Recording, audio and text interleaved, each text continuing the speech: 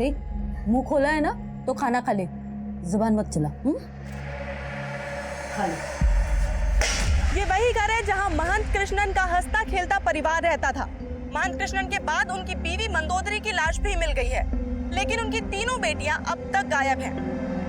महंत कृष्णन के परिवार के इस केस ने की मुश्किलें और भी बढ़ा दी हैं। आखिर महंत कृष्णन का परिवार किसके अपराध का शिकार हुआ और अब उनकी तीनों बेटियां कहां हैं?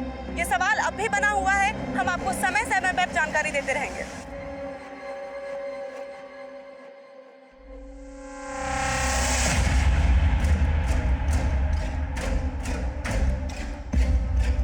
सर, कमें?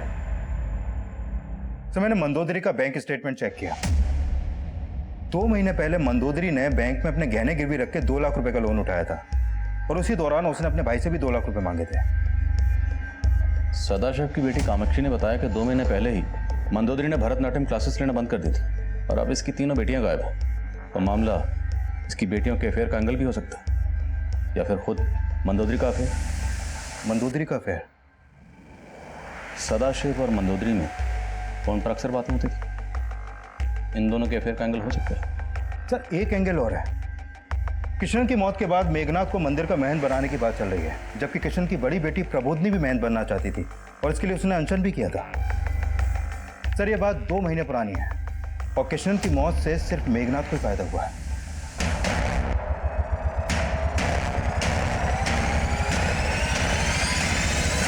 अरे नहीं साहब, क्या बोल रहे हैं आप साहब? सर मेरे को महंत बनने का कोई लालच नहीं था साहब, और ना ही कभी मैंने वो प्रबोधिनी को विरोध किया था। अब आप ही मेरे को बताओ साहब, नारी महंत कैसे बन सकता है? और गुरुजी का खुद उसको विरोध था साहब, लेकिन उस प्रबोधिनी ने बहुत जतन किया था महंत बनने के लिए। महंत तो वो बन नहीं सकी, पर काम ऐसा किया कि खुद गुरुजी भी हैरान थे साहब। कुछ महीने पहले उसने एक लड़का लड़की का विवाह तक करवा दिया था। प्रबोधिनी, क्या कर रही हो तुम? अप्पा मैं महंत तो बन नहीं सकती, लेकिन विधि विधान से किसी का विवाह तो करा ही सकती हूँ ना। स्त्री के द्वारा किया हुआ विवाह समाज को मान्य नहीं होता। मैं इन्हें विवाह के बंधन में बांध चुकी हूँ। जब इन्हें कोई प्रॉब्लम नहीं है तो आपको क्यों है? कृष्ण, कैसे जबान चला रही है थी? संभाल इसे, वरना तेरा मान सम्मान सब मिट्टी में मिला देगी ये। लेकिन प्रबोधिनी के घमंड के वजह से विवाद खत्म ही नहीं हो रहे थे। उस विवाह के कुछ दिन बाद कुछ लोगों ने प्रबोधिनी के मुंह पे कालिक तक पोत दी।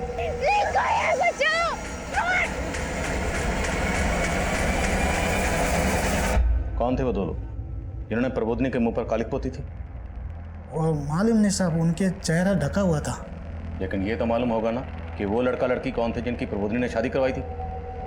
वो दूसरे गांव के लोग थे साहब। उन दोनों ने भाग के शादी किया था, लेकिन गुरुजी को शक था कि प्रबोधिनी के मुंह पे कालिक पोतने वाले लोग भी उसी लड़का लड़की के परिवार से होंगे, लेकिन अभी तक कुछ मालूम नहीं चला सर।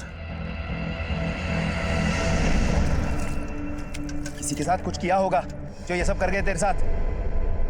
अब बोलेगी भी कौन थे वो?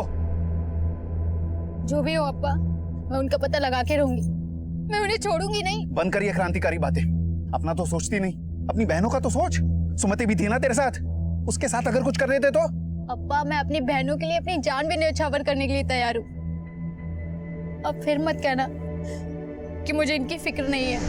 मेघनाथ इतना कुछ जानता था लेकिन पहले कुछ नहीं बोला।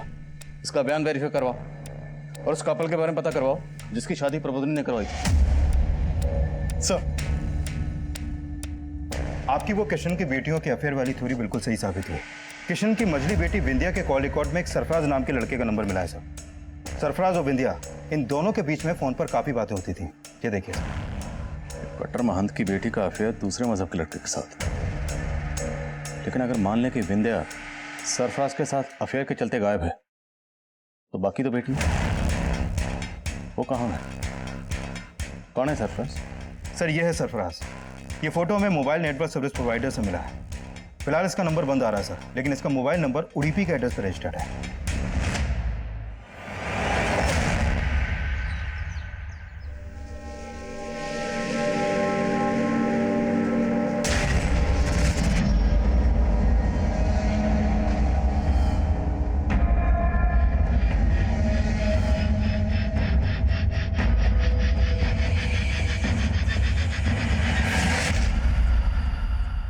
नहीं सर, मैं इस लड़के को नहीं जानता और जीजाजी और अक्का ने भी ऐसा कुछ बताया नहीं सर। और मुझे नहीं लगता विंध्या दूसरे धर्म के लड़के से दोस्ती करेगी। सर मुझे लगता है कि ये लड़का उसको फ़ोन करके परेशान करता था। विंध्या ने कभी आपको ऐसा कुछ कहा था? नहीं सर, ऐसा तो कुछ बोला नहीं। अच्छा, हमें पता चला कि आपकी बहन मंदोदरी जो भरतनाट्यम क्लासेस चलाती थी, 2 महीने पहले उसने वो क्लासेस चलाना बंद कर दिया था। बंद क्यों किया, क्या वजह थी? सर तो पता नहीं, वो कृष्णन जीजाजी है ना, उनको पसंद नहीं था सर वो डांस करे। तो मतलब वो जो डांस क्लासेस चला रही थी आपके जीजा की मर्जी के खिलाफ चला रही थी? नहीं सर, पहले पसंद नहीं था, अब भी ओके था। वो सर बचपन में ना वो मंदोदरी अक्का को भरतनाट्यम डांसर बनने का बहुत शौक था, उनका सपना था, तो वो कर नहीं पाई। तो वो चाहती थी, अब वो नहीं कर पाई, वो विंध्या करे। आप प्रबोधिनी को शास्त्र सिखा के उसको अपने जैसा बना सकते हैं, तो क्या मैं विंध्या को भरतनाट्यम नहीं सिखा सकती? इसकी रुचि है उसमें। अब्बा प्लीज मान जाओ ना, मुझे नृत्य में बहुत रुचि है। वो तीनों बच्चों से बहुत प्यार करते थे, इसलिए मान गए। लेकिन उनकी बेटी किसी दूसरे मजहब के लड़के के साथ दोस्ती रखे, उस दोस्ती को तो नहीं माने होंगे वो। हाँ विनोद। सर ये सरफराज उड़ीपी में जहाँ रह रहा था वहाँ मैंने उसके घर में छानबीन की, लेकिन कुछ मिला नहीं। लेकिन उसके पड़ोसियों ने बताया कि वो कई दिनों से गायब है और यहाँ किराए पे अकेला रहता था, लेकिन उसकी फैमिली केरला की रहने वाली। अगर फोन स्विच ऑफ हुआ तो फिर वो केरला में भी नहीं मिलेगा। उसकी फैमिली का पता लगाओ और सरफराज के लिए लुकआउट नोटिस जारी करो।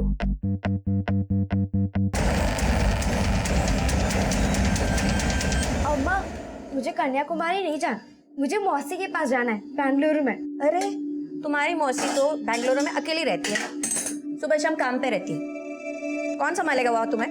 बोलो। मैं मौसी की छुट्टी करवा लूंगी, मुझे मौसी के पास रहना बहुत अच्छा लगता है। इसका मन कर रहा है तो अपनी बहन से मिलवा ला, कन्याकुमारी बाद में चलते हैं। हाँ? अप्पा मेरे लिए आप क्यों अपना प्रोग्राम कैंसिल करते हो? मैं मौसी के पास अकेले रह लूंगी। ठीक है, सोचते। फोन बज रहा है, उठा जा।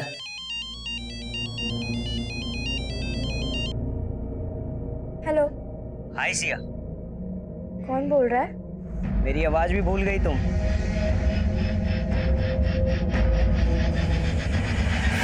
हाँ अंकल, मैं सरफराज को जानती हूँ, ये पहले कभी कभी हमारे स्कूल के पास आता था।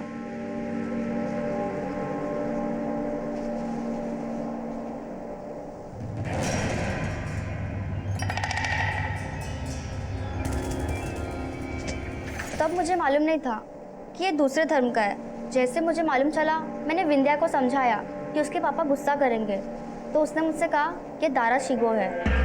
दारा शिगो? दारा शिगो औरंगजेब का भाई था। दूसरा धर्म का होते हुए भी ना उसने उपनिषद ज्ञान में महारत हासिल किया था, और अब तो सरफराज भी उपनिषद की पढ़ाई कर रहा है।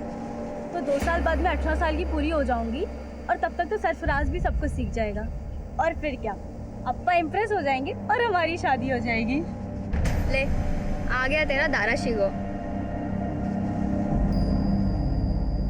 अंकल, विंध्या सरफराज से सच्चा प्यार करती थी, फिर उन लोगों ने अचानक मिलना बंद कर दिया।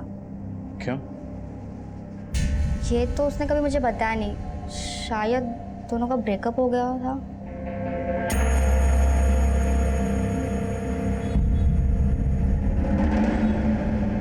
तुम अभी इधर ही रुकना, हमें स्टेशन वापस जाना। हाँ? मौसी, हाउ आर यू सिया? अच्छी हूँ।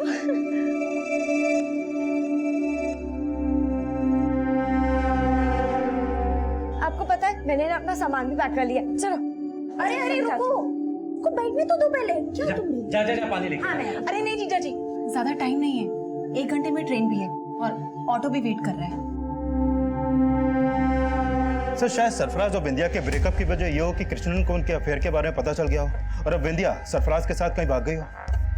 लेकिन विनोद, सिर्फ विंध्या गायब नहीं है, उसकी दोनों बहनें भी गायब हैं। तीनों बहनों का एक साथ गायब होना, कृष्णन की लाश का उसके घर में लटका हुआ मिलना, विंध्या का मर्डर होना, यह सब किसी अफेयर के लिए नहीं हो सकता। ये कोई बड़ा गेम है। अब कामाक्षी ने बताया था कि विंध्या सरफराज को दाराशु को बोलती थी, और तो सरफराज उनके धर्म की उपनिषद सीख रहा था, उनका धर्म अपनाना चाहता था। तो शायद ये सरफराज सिर्फ विंध्या ही नहीं बल्कि तीनों बहनों के पीछे था, और मामला ब्लैकमेलिंग का भी हो सकता है, क्योंकि मंदोदरी पैसे के इंतजाम में लगी हुई थी। इस सरफराज की बैकग्राउंड चेक करो, पता करवाओ कहीं ये किसी क्रिमिनल एक्टिविटी में इन्वॉल्व तो नहीं।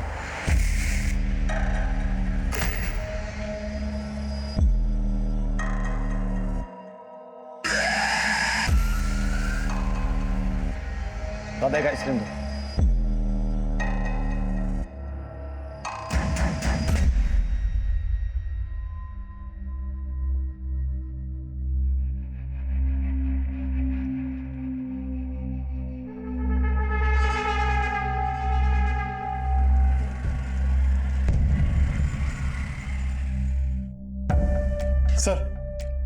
सर कृष्णन और मंदोदरी की पोस्टमार्टम रिपोर्ट आ गई है। कृष्णन की मौत फांसी की वजह से ही हुई है।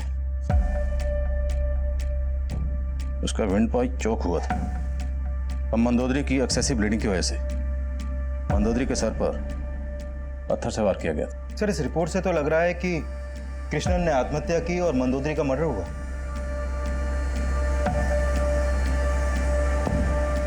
मंदोदरी का कत्ल कृष्णन की मौत के 40 घंटे पहले हुआ, जिस दौरान वो कृष्णन से मिलने मंदिर गई।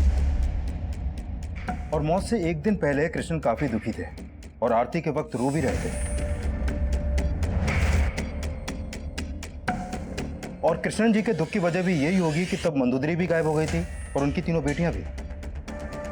सर कहीं उन सबको किसी ने किडनैप तो नहीं किया?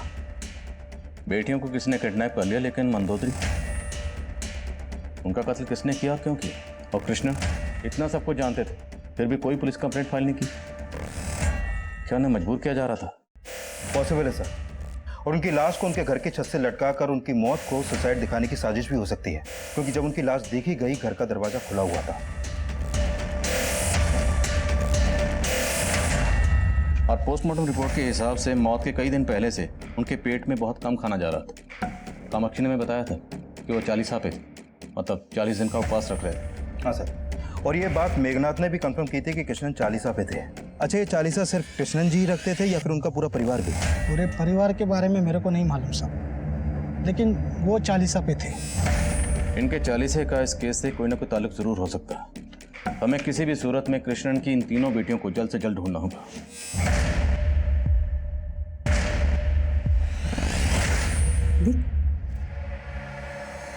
कैसा लगा?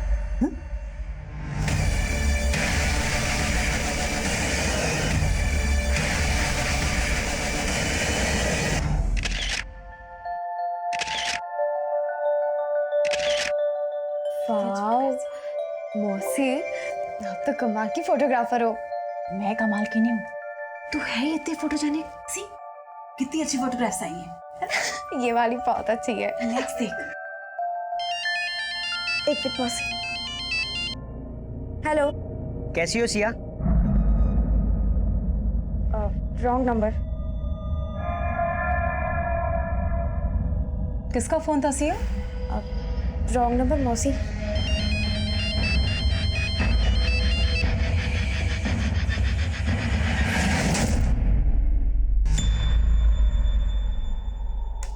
सर मुर्गन सही बोल रहा था। 2 महीने पहले ये सब हुआ था और ये सब डाकखाने वाले एरिया के सीसीटीवी में भी कैप्चर हुआ है। डाकखाने वाले एरिया के पास ही मंदोदरी की लाश मिली थी। ये 2 लोग कौन है जिन्होंने प्रबोधिनी के चेहरे पर कालिक पोती? सर फिलहाल इनके बारे में कुछ पता नहीं चल पा रहा, लेकिन मैं उस लड़के और लड़की के परिवार वालों से भी मिला जिन्होंने भागकर शादी की थी और प्रबोधिनी ने उनकी शादी के रिचुअल्स करवाए थे। लेकिन सर वो कपल काफी टाइम से गायब है और उनके परिवार वालों से भी मिलकर कुछ हाथ नहीं लगा, क्योंकि वो भी अपने बच्चों के टच में नहीं है। उन दोनों के परिवार वालों का कृष्णन और प्रबोधिनी के परिवार को नुकसान पहुंचाने का स्ट्रांग मोटिव हो सकता है। डिटेल निकलवाओ। सरफराज की अपडेट? नहीं सर, अभी तक उसका कोई अपडेट नहीं है, लेकिन मैं सरफराज, विंध्या और प्रबोधिनी के सोशल मीडिया अकाउंट चेक करवा रहा हूँ, शायद वहां से कुछ मिले। अमरगुन सर, कावेरी गांव के बाहर एक जमीन कावेरी मंदिर के धर्मशाला के लिए खरीदी गई थी। वहाँ एक कुटिया भी है। अभी अभी फोन आया था कि उस कुटिया से बहुत गंदी बदबू आ रही है। ठीक है, पहुंचता। फोरेंसिक टीम को बुला लो। सर, यहाँ अंदर बॉडीज। सर, जब हम लोग यहाँ पहुंचे तो दरवाजे को बाहर से ताला लगाया हुआ था। सर, यहाँ पे अंदर आके देखा तो सर ये तो प्रबोधिनी और विंध्या की लाश है। तो फिर ये सुमति कहाँ है? सर, सर यहाँ पॉइजन की खाली बोतल मिली, आइसक्रीम के खाली कप्स और दोनों के मुंह पे सूखे हुए झाग के निशान। और सर यहाँ देखिए, बांधे जाने का मार्क दोनों के पाँव पे, और यहाँ है रस्सियाँ। लगता है इन्हें काफ़ी दिनों से बांध के रखा गया था। और शायद ये पॉइजन इन्हें आइसक्रीम में मिलाकर खिलाया गया। आसपास के इलाके में पता करो पॉइजन कहाँ कहाँ मिलता है और किसने खरीदा, सबकी लिस्टिंग करो। Okay sir. धर्मशाला का काम फंड्स की कमी की वजह से बहुत पहले से बंद हो चुका था, पर मंदिर के लोगों के अलावा इस तरह यहाँ ताला लगा के कोई चला जाए मुमकिन नहीं लगता। प्रबोधनी और विंध्या की मौत के लिए जिम्मेदार लोग मंदिर से जुड़े हो सकते हैं, सबको हाजिर करो। साहब काफी वक्त से हम वहां गए नहीं है। तो क्या किसी और से कृष्णन की बेटियों को वहां पर बंद करवाया था? ये देखो, ये किसी की चाल है मुझे बदनाम करने की। किसकी चाल? ये आपका काम है, आप ढूंढ निकालो। आप जैसा सोच रहे हैं वैसे हिंसक लोग हम नहीं है। हिंसा तो आपने बाद में की थी यशोदास जी, पहले तो आपने ही प्रबोधनी के मुंह पे कालिक पुतवाई होगी। अरे सर, आप बेकार में मेरे पर शक कर रहे हैं साहब। उस धर्मशाला वाली जगह पर तो खुद गुरुजी का भी आना जाना था साहब। साफ साफ बोल, क्या कहना चाहता? मैं बस इतना ही कहना चाहता हूँ कि साहब मैंने कुछ नहीं किया साहब। तो किसने किया? तुम्हारे ठेकेदार ने, यशोदास ने? बार बार एक ही बात का जवाब नहीं देंगे हम, हमें जाने दो। अगर आप हमें बंद करेंगे तो जगह जगह दंगे होंगे। आप जानते नहीं है हमारा यहाँ कितना प्रभाव है। जब तक इन दोनों के खिलाफ कोई ठोस सबूत नहीं मिलता, इन्हें यहाँ ज्यादा देर तक रखना ठीक नहीं होगा। इनके फॉलोअर हंगामा कर सकते हैं, जाने दो इन्हें, लेकिन नजर रखो इन सब।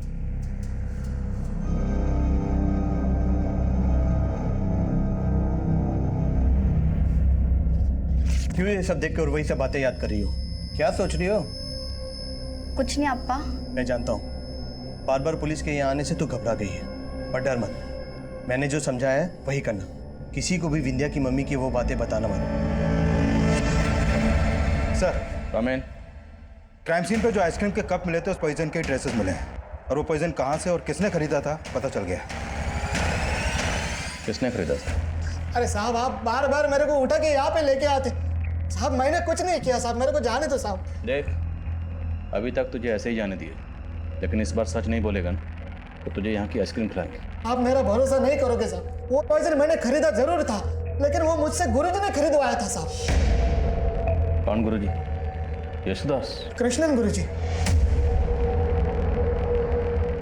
मैं सच बोलता हूँ साहब, आपको उस दुकान वाले ने भी बताया होगा। मैंने वो पॉइजन गुरुजी के मौत के 1 हफ्ता पहला खरीदा था, और खाली पॉइजन नहीं खरीदा साहब, उसके साथ में मैंने घर का राशन भी खरीदा था। माँ आई। अम्मा, राशन। मेरे को शक है कि गुरुजी ने ही वो पॉइजन निकाल के उस धर्मशाला वाली कुटिया में ले गए होंगे। तो अब तू ये नई कहानी सोच कर आया? अरे नहीं साहब, मैं कोई कहानी नहीं बना रहा साहब। उस रात को आरती के समय गुरुजी के आंख में आंसू देखा तो मुझे अजीब सा लगा। मैंने सोचा कि गुरुजी को जाके मिलूंगा उनके घर पे, इसलिए मैं घर भी गया था तो वहाँ पे ताला था साहब। मैं वापस मंदिर की ओर निकला तो गुरुजी, आप इतनी रात को यहाँ पे क्यों आए गुरुजी? वो मैं जरा ध्यान लगाने के लिए आया। चलो। साहब, उस रात गुरुजी का बर्ताव मुझे कुछ अजीब सा लग रहा था साहब, और जब वहां से लाशें निकली तो मैं समझ गया साहब। तो तू कहना चाहता है कि कृष्णन ने खुद अपनी बेटियों को वहाँ कैद करके रखा हुआ था और उन्होंने आइसक्रीम में पॉइजन मिलाकर अपनी बेटियों को खिला दिया? नहीं साहब, उन्होंने क्या किया मेरे को नहीं मालूम साहब। और हमें मालूम है। दरअसल उस रात तूने कृष्णन को वहां नहीं देखा था, कृष्णन ने तुझे वहां देखा था। उस कुटिया में कृष्णन ने अपनी बेटियों को नहीं, तूने उनकी बेटियों को कैद करके रखा हुआ था। आइसक्रीम में जहर कृष्णन ने नहीं, तूने मिलाया, तूने उनका मर्डर किया। कृष्णन ने तुझे वहां देख लिया था, इसलिए तूने कृष्णन को उनके घर में लटका दिया। मंदोदरी का मर्डर भी तुमने किया। तो क्या बोल रहे साहब, मैंने ऐसा कुछ नहीं किया साहब। ये बोल, सुमति कहाँ है? साहब मेरे को नहीं मालूम सुमति के बारे में, मुझे छोड़ दो साहब, मैंने कुछ नहीं किया साहब। ऐसे नहीं मानेगा, इसे दूसरे कैबिन में लेके जाओ, अच्छे से आइसक्रीम खिलाओ। अरे साहब मेरी बात सुनो साहब, मेरे को छोड़ दो साहब। साहब मैंने कुछ नहीं किया साहब। अरे साहब,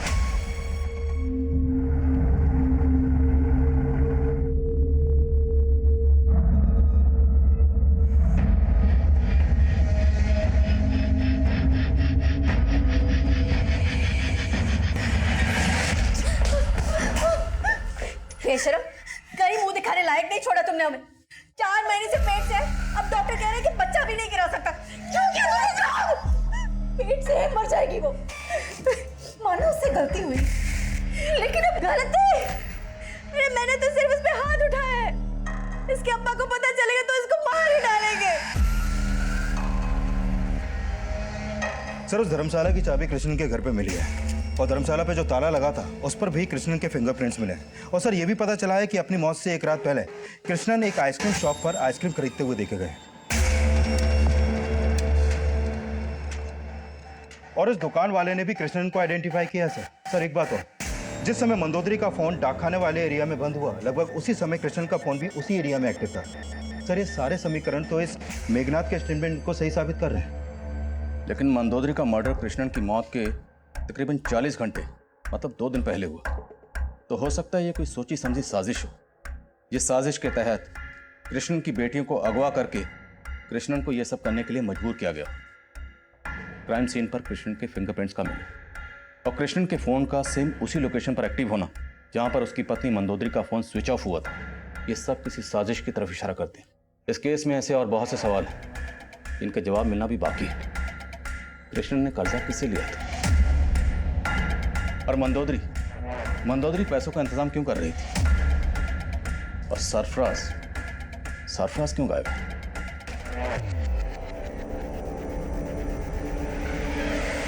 और वो 2 लोग कौन थे जिन्होंने प्रबोधनी के चेहरे पर कालिख पोती थी? और सबसे अहम सवाल, सुमति कहाँ है? खा ले। और कुछ सोचा है तुमने उसके बारे में जो मैंने तुम्हें बोला था, या यूं रो रो के मरना है? मैं आपकी बात मानूंगी तो आप मुझे छोड़ दोगी? सोचूंगी।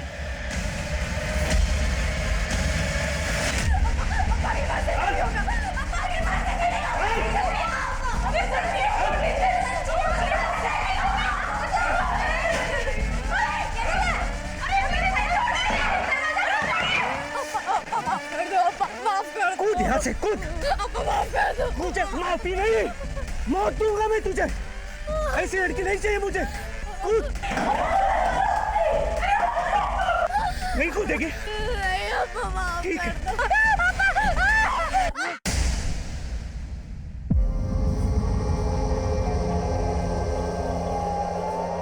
सर, प्रबोधनी और विंध्या की पोस्टमार्टम रिपोर्ट के मुताबिक इन दोनों की मौत जहर खाने से हुई, जो इनको आइसक्रीम में मिलाकर दिया गया। सर, इन दोनों की मौत कृष्णन की मौत से 4 घंटे पहले हो गई थी। मतलब मंदोदरी का कत्ल इनसे 36 घंटे पहले हुआ। सर, इस रिपोर्ट में यह भी सामने आया है कि विंध्या सेक्सुअली एक्टिव थी, जबकि प्रबोधनी वर्जिन। विंध्या सिर्फ 16 साल की थी और विंध्या की लाइफ में सिर्फ ये सरफराज था। तो मतलब विंध्या के सरफराज के साथ फिजिकल रिलेशन थे। सर, कृष्णन के गुस्से की वजह यह बात भी हो सकती है। कृष्णन एक बेटी की सजा पूरे परिवार को क्यों देगा? और सर, यह भी तो हो सकता है कि सर बेंगलुरु पुलिस ने सरफराज का पता लगा लिया है। वो बेंगलुरु में ही अपने एक दोस्त के घर पे छिपा हुआ है।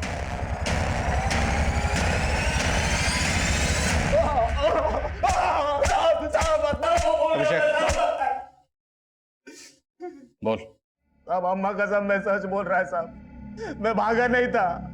तो मेरे को खबर आई कि विंध्या के फादर ने सुसाइड किया और सारा फैमिली गायब है, तो मैं डर गया था साहब। सोचा वो मंदिर वाले लोग आके मेरे को परेशान करेगा, नुकसान पहुंचाएगा। विंध्या के फादर कृष्णन को पता था कि तुम्हारी विंध्या के साथ सिर्फ दोस्ती नहीं, फिजिकल रिलेशन भी थे? नहीं सर, हम लोग में ऐसा कोई रिलेशन नहीं था सर, बल्कि हम लोग में अच्छी दोस्ती थी। और 2 महीने पहले पता नहीं अचानक विंध्या ने वो खत्म कर दी। विंध्या तुम्हें हो क्या गया है? तुम मुझे ऐसे अवॉइड क्यों कर रही हो? सरफराज, इस वक्त मेरे पास तुम्हारी बातों का कोई जवाब नहीं है। प्लीज मुझसे मिलने की कोशिश मत करो। क्यों ना करूं? मैं प्यार करता हूं तुमसे, और ये अचानक से क्या हो गया तुम्हें? मैं तुम्हें कुछ भी अभी नहीं बता सकती। प्लीज छोड़ दो मुझे। विंध्या, उस दिन कामाक्षी के पापा ने मेरे को देख लिया था। मुझे लगा वो विंध्या के पापा को जाके बताएंगे, इसलिए साहब मैं चिप गया था। मैं भागा नहीं था साहब। यहां तेरी कोई सफाई नहीं चलने वाली। अगर ये सरफराज वाकई सच बोल रहा है तो ऐसी क्या वजह रही होगी कि विंध्या ने उसे 2 महीने पहले अवॉइड करना शुरू कर दिया? और वो कौन है जिसके साथ विंध्या के फिजिकल रिलेशन थे और विंध्या सेक्सुअली एक्टिव हुई? सूत्रों से पता चला है कि भी यही मान रही है कि कृष्णन ने ही अपने पूरे परिवार का मर्डर किया है। विंध्या और उसके बॉयफ्रेंड सरफराज के खिलाफ कोई भी ठोस सबूत नहीं मिल पाया है। और अगर कृष्णन ने ही अपने पूरे परिवार का मर्डर किया है तो क्या इसके पीछे का राज ये है कि कृष्णन का अपनी खुद की बेटी के साथ नाजायज संबंध था? अरे मीडिया वही कहती है जो पुलिस उन्हें बताती है, और वो पुलिस तो कुछ कर नहीं पा रही है, और इसलिए वो कृष्णन के ऊपर ऐसे घिनौने आरोप लगा रही है। ये हम कभी बर्दाश्त नहीं करेंगे। हमने ऐसी कोई थ्योरी नहीं बनाई थी कि कृष्णन के अपनी बेटी के साथ नाजायज ताल्लुकात थे, लेकिन मीडिया के अनुमान ने माहौल काफी बिगाड़ दिया था। हमने तुरंत प्रेस कॉन्फ्रेंस करके ये यकीन दिलाया कि हम कृष्णन के परिवार के गुनहगारों का जल्द से जल्द पता लगाएंगे। तब हमने महसूस किया कि इस परिवार पर जो गुजरी थी उसकी वजह 2 महीने पुरानी थी। उसी दौरान मंदोदरी पैसों का इंतजाम करने में जुटी थी। उसी दौरान मंदोदरी ने भरतनाट्यम की क्लास लेना बंद किया था, और उसी दौरान कृष्णन का परिवार चालीसा यानी 40 दिन का उपवास रख रहा था। हमने इस टाइम पीरियड पर फोकस किया और कई नए नतीजे सामने आए। सर कम इन। सर, मंदोदरी की मौत से 2 महीने पहले के उसके पुराने कॉल रिकॉर्ड में एक फेक आईडी का नंबर मिला है। फेक आईडी का नंबर? हाँ सर, ये देखिए। और उस दौरान इस नंबर से मंदोदरी को काफी कॉल होते थे। और सर, मैंने चेक किया कि कृष्णन की मौत से 55 दिन पहले मंदोदरी विंध्या और उसकी दोस्त कामाक्षी को लेकर चेन्नई गई थी। कामाक्षी भी उनके साथ गई थी? हाँ सर, मंदोदरी ने चेन्नई जाने वाली एक ट्रेन में टिकट बुक कराई थी, और ये टिकट कामाक्षी, विंध्या और मंदोदरी के नाम पर बुक थी। और सर, वो फेक आईडी का नंबर जिससे मंदोदरी को कॉल होते थे, वो नंबर भी अक्सर चेन्नई में एक्टिव रहता था। हाँ अंकल, आंटी मुझे और विंध्या को चेन्नई ले गई थी। तुम लोग वहां पे 3 दिन थे, कहाँ रुके थे? वो आंटी के सहेली के यहाँ। कौन से? क्या नाम? हम उन्हें आंटी बोलते थे, तो मुझे उनका नाम नहीं पता, और वो कहाँ रहती है मुझे ये भी नहीं पता। आपको तो पता होगा। मंदोदरी आपकी बेटी को लेकर कहाँ गई थी? नहीं सर, मुझे भी याद नहीं है। मेरा बहुत भरोसा था उन लोगों पे, इसलिए पूछा नहीं। कामाक्षी उनके साथ घूमने जाना चाहती थी, इसलिए अलाउ कर दिया।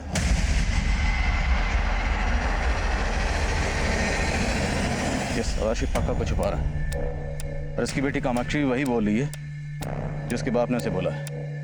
इन दोनों बाप बेटी पर नजर रखो, और हम मंदोदरी के भैया भाभी से मिलते हैं। शायद उन्हें मालूम हो कि मंदोदरी चेन्नई में किस सहेली के वहाँ रुकी थी। Okay sir. सर, मुझे नहीं मालूम अक्का का कौन सहेली चेन्नई में। मुझे तो ये भी नहीं मालूम अक्का चेन्नई गई थी। मंदोदरी को एक फेक आईडी से लिए गए नंबर से अक्सर कॉल आते थे चेन्नई से। ये वो नंबर है। किसका है नंबर? सर, ये नंबर के बारे में मेरे को नहीं मालूम।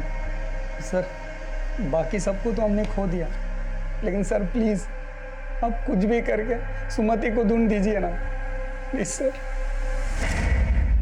ए, क्या हुआ? मैंने तो तुझे अभी बांध के भी नहीं रखा, तो गुमसुम से क्यों बैठी है? मुझे अक्का, अम्मा और अप्पा की याद आ रही है।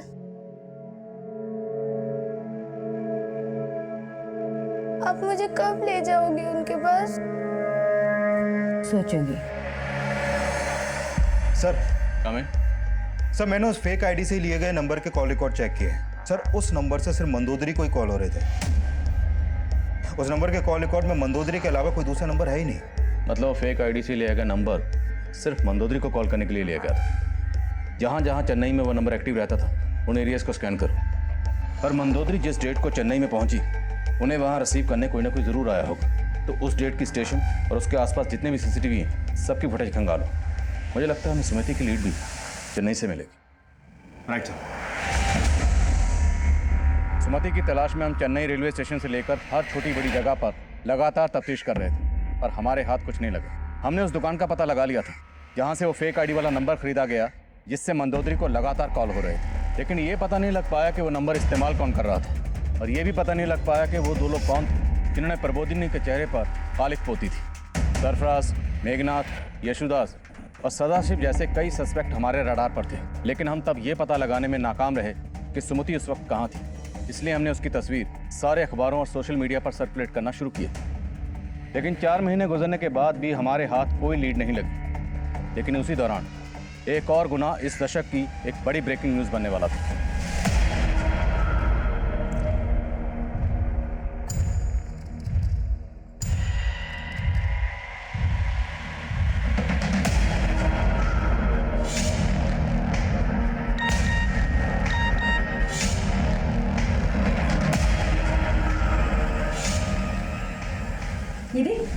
तेरे लिए मैं क्या लेके आई हूँ? साड़ी अच्छी है ना? अरे वाह! मुझे ये नहीं चाहिए आंटी। मैं आपकी सारी बातें मानती हूँ। अब मुझे घर का भी लेके जाएंगी। अरे तेरे लिए तो कर रही हूँ मैं। देख, ये साड़ी पहना के सजा के तुझे घर पे भेजूंगी। तू बहुत सुंदर लगेगी। हाँ, चल आजा आजा।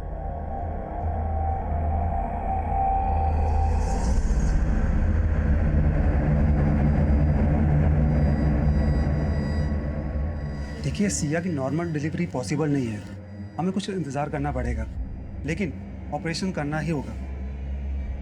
ठीक है डॉक्टर साहब, ठीक है। ठीक। एक्सक्यूज मी, मुझे आप लोगों से कुछ बात करनी है। आप बाद में बात कीजिए प्लीज। आप लोग मैं प्रेस से हूँ, मुझे अभी बात करनी है आप लोगों से। बोलिए, क्या बात करनी है? मैंने पता किया कि सिया की उम्र 16 से भी कम है और आप लोग उसके डिलीवरी करवा रहे हैं। आप लोग सच सच बताइए, सिया का रेप हुआ है ना? आप लोग यही बात पुलिस से छुपाने की कोशिश कर रहे हैं ना? देखिए आपको गलत फहमी हुई है। मेरी बेटी का कोई रेप नहीं हुआ है, बस उसे गलती हो गई है कि इतनी कम उम्र में उसने अपने बॉयफ्रेंड से रिलेशन बना लिया बस।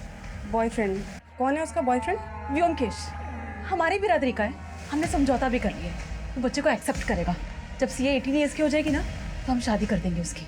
चल। तो फिर आपके पास व्योमकेश का फोटो तो होगा? अरे मैडम, ट्रस्ट में हम कह रहे हैं कि हमारी बिरादरी का है। मैं ट्रस्ट कर रही हूँ, आपसे फोटो दिखा दीजिए। अरे ये देखिए, ये है व्योमकेश।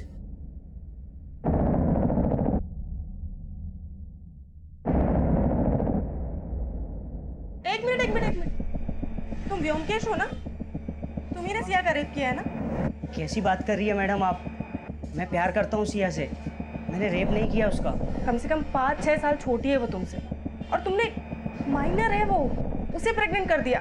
माना मैडम, हमसे गलती हुई है, अब मैं सुधार भी कर रहा हूँ अपनी गलती में। मैडम, उसके पेट में जो बच्चा पल रहा है वो हमारे प्यार की निशानी है मैडम। मैंने रेप नहीं किया मैडम उसका। अरे इसका फोटो ले लो। सिया के पेरेंट्स के खिलाफ जाकर रिपोर्टर दमयंती ने खलबली पैदा कर उसने अखबारों में छाप दिया कि सिया के पेट में रेप चाइल्ड। मिनिस्ट्री को इसकी भनक लग गई और उन्होंने इसकी जांच की, लेकिन सिया के पेरेंट्स के बयान के बाद व्योमकेश को रेपिस्ट नहीं बल्कि एक ऐसा लवर मानकर सराहा जाने लगा जो हर हाल में सिया को अपनाना चाहता था। अलग अलग पॉलिटिकल पार्टीज के नेता, सोशल वर्कर सब सिया के शुभचिंतक बन गए।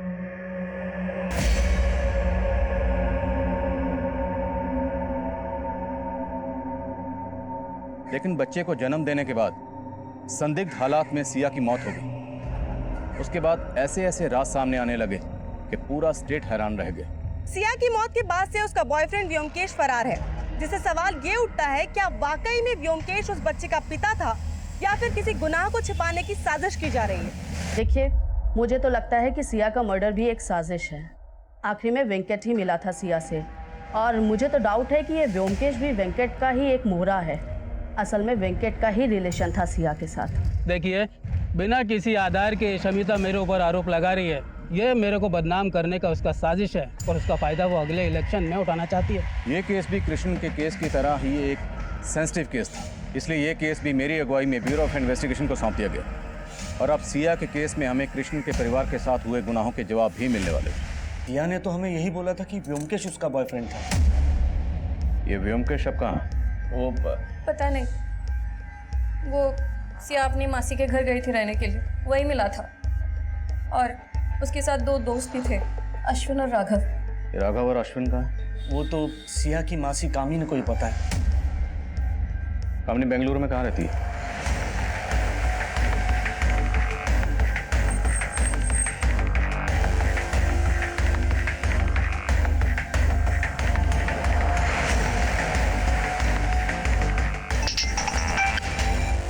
विनोद सर, ये कामिनी अपने घर पे भी नहीं मिली। कई दिनों से ताला लगा है उसके घर पे। तो मतलब सिर्फ कामिनी नहीं, व्योमकेश भी गायब है। ढूंढो इन दोनों को और व्योमकेश के दोस्तों का भी पता लगाओ। Okay sir. सर आपके लिए एक लेटर आया है, लेकिन भेजने वाले ने इसके ऊपर अपना नाम पता कुछ नहीं लिखा है। लेटर?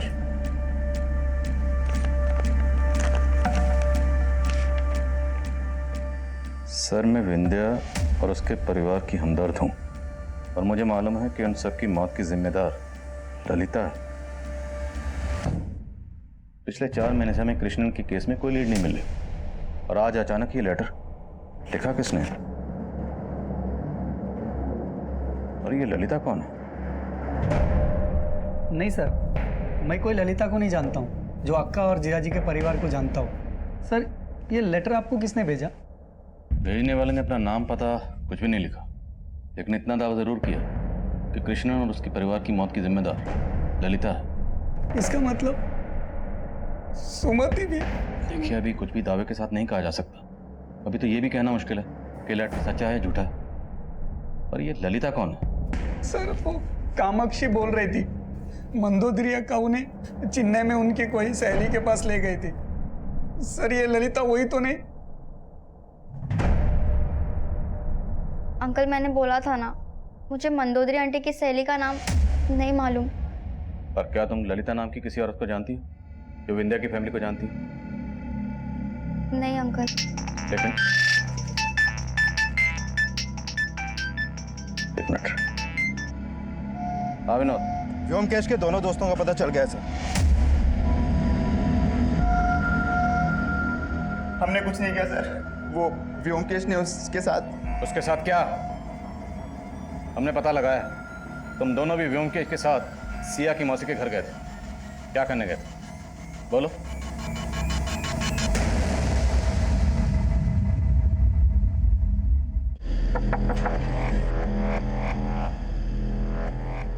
तुम यहाँ? तुमने फोन नहीं उठाया, इसलिए मैं यहाँ चला आया। अंदर नहीं बुलाओगी? मौसी घर पर नहीं। तब तो अच्छा मौका है। अरे क्या कर रहे हो? साहब, हमें नहीं पता कि उसने अंदर जाके सिया के साथ क्या किया। हम तो बाहर ही खड़े थे, फिर उसकी मासी आई और उनको देखकर हम लोग भाग गए। अरे सिया? हम तो खुद हैरान थे सर कि वो सिया के साथ शादी करने के लिए राजी कैसे हो गया था। वो तो सिर्फ सिया के साथ मजे लेना चाहता था सर, इसके अलावा हमें कुछ नहीं पता सर। व्योमकेश और कामनी, ये दोनों इस वक्त कहाँ हैं? सर, हम सच्ची में कुछ नहीं जानते। सर, हमने ललिता के बारे में मेघना समेत कई लोगों से पूछताछ की, लेकिन किसी को भी ललिता के बारे में कुछ नहीं मालूम। तो हो सकता है ललिता का नाम इस केस में हमारा ध्यान भटकाने के लिए लाया गया हो, क्योंकि अगर किसी को लीड देनी थी तभी देती। अब अचानक से इतने अरसे बाद ये लेटर क्यों लिखता? फिर भी पता करो ये लेटर पोस्ट कहाँ से हुआ। शायद ये भी पता चले कि पोस्ट किया किसने। Okay sir. और अभिषेक, जीत। यस मुरगुन। सर, हमारे खबरी सुमति की तलाश कर रहे थे, तो गोमांतक गांव से एक इन्फॉर्मेशन मिली है। कैसी इन्फॉर्मेशन? सर, गोमांतक गांव में एक पुजारी है जो एक चाइल्ड मैरिज करने वाला है। एक औरत उससे लगातार मिल रही है, और जिस लड़की की वो चाइल्ड मैरिज करने वाला है उसकी उम्र करीब 14 साल है। तो हो सकता है कि वो लड़की सुमति हो। हमारी टीम तुरंत तुमसे कांटेक्ट करेगी, तब तक उस पर नजर रखो। गोमांतक गांव में एक पुजारी एक छोटी बच्ची की शादी करवा रहा है, 14 साल की। शायद वो सुमति हो। सर, आप कहें तो उस पुजारी को उठा लें? नहीं, अभी पुजारी को उठाएंगे तो उस औरत को शक होगा। अभी चुपचाप गांव में जाओ और पुजारी पर नजर रखो और पता लगाओ कि जिस छोटी बच्ची की वो शादी करवा रहा है क्या वो वाकई सुमति है। Okay sir.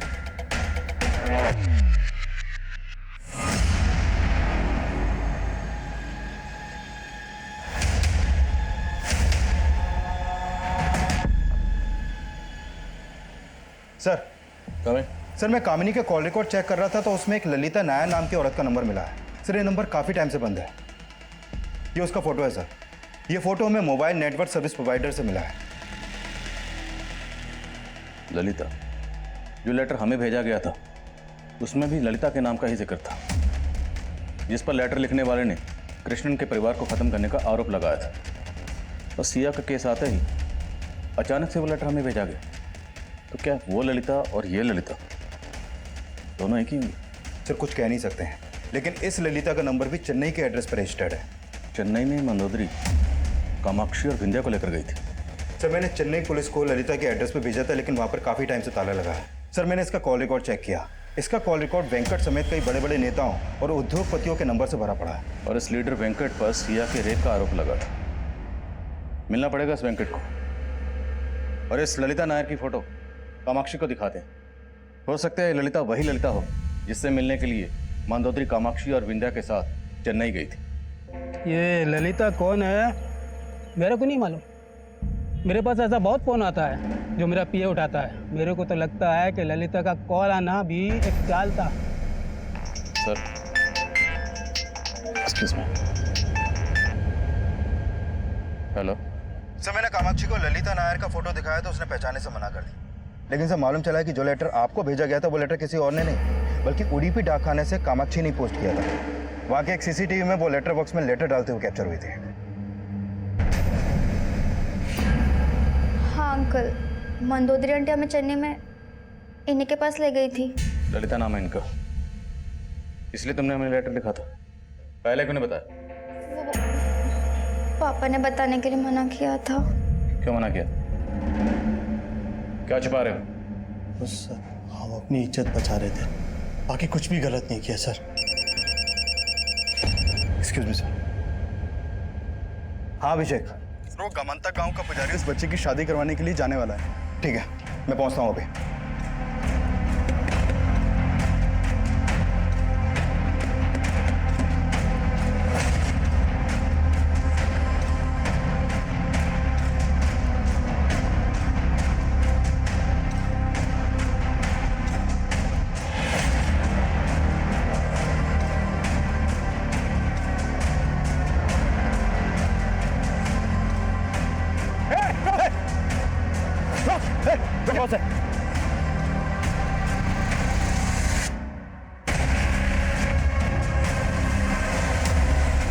सर, बड़ी मुश्किल से मेरे बेटी का रिश्ता एक जगह तय हो गया था। जिस लड़की को मैंने अपने बेटे के लिए चुना था उसी की शादी वो प्रबोधिनी ने दूसरी जगह करवाई थी। मेरे बेटे को कोई लड़की नहीं मिल रही थी शादी के लिए। हमें बदला लेना था प्रबोधिनी से, इसलिए हमने सुमति को उठा लिया। मुझे तो बस अपने बेटे का घर बसाना था। अपने बेटे का घर बसाने के लिए तुमने सुमिति को अगवा कर लिया और कृष्णन का पूरा परिवार तबाह कर दिया। नहीं नहीं, हमने कुछ नहीं किया। ये ललिता है ना, हमारे साथ मिली हुई है, कहाँ मिलेगी ये? हम इसको नहीं जानते, हमने किसी को कुछ नहीं किया। रेणु, खातिर करो रुद्राणी की।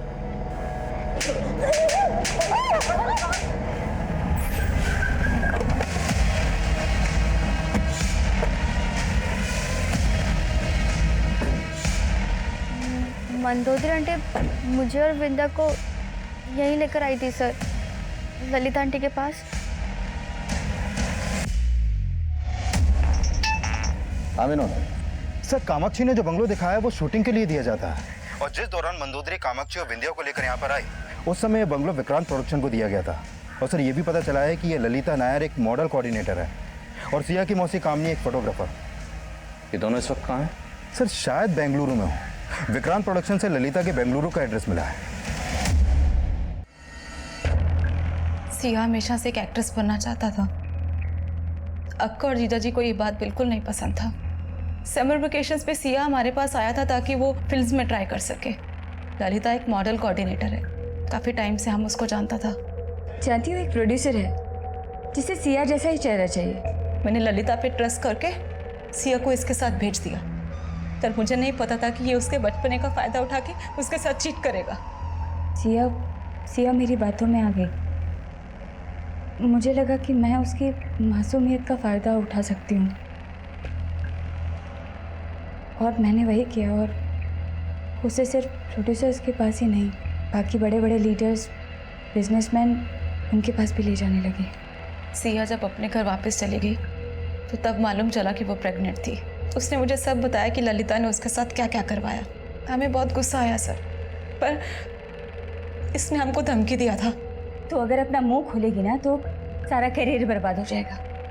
बहुत बड़े बड़े लोग इसमें इन्वॉल्व हैं। बेहतर यही होगा कि अपना मुंह बंद कर। व्योमकेश सिया को बहुत पसंद करता था सर।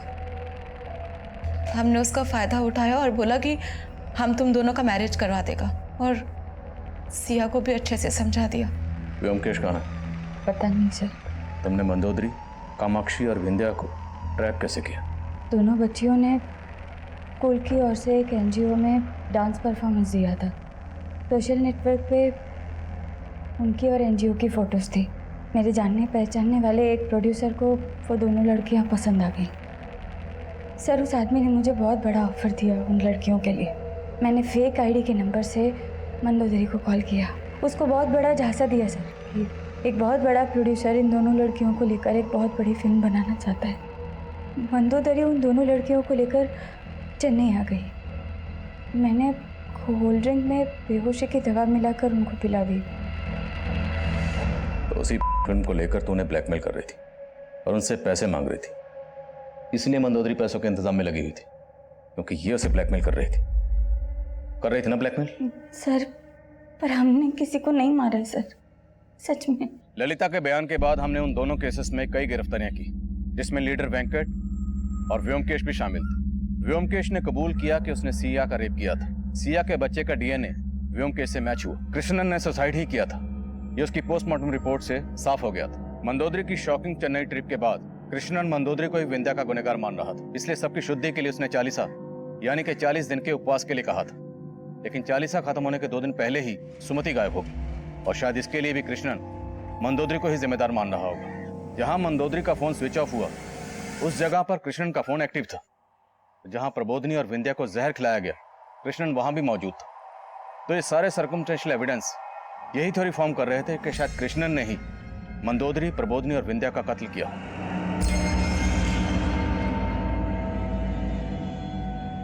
कृष्णन ने यह सब क्यों किया, किन हालात में किया, ये हमेशा एक अनसुलझी पहेली ही रहेगी। लेकिन इन दोनों केसेस में जो कुछ सामने आया वो कई संजीदा सवाल खड़े कर रहा है।